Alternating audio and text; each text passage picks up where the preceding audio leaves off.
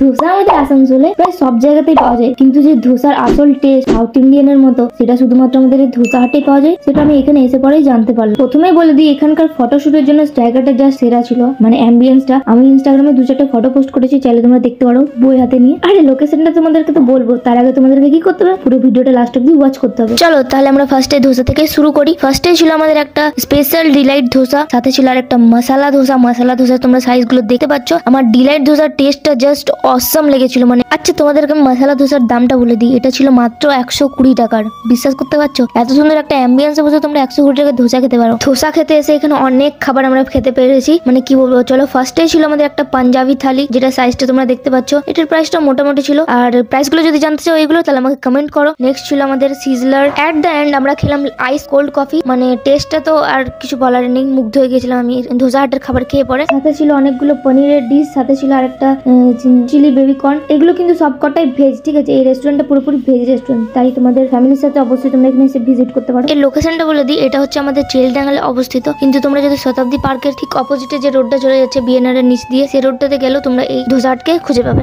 ভিডিওটা ভালো লাগলে দিউ 14 কে ফলো করতে ভুলো না কিন্তু।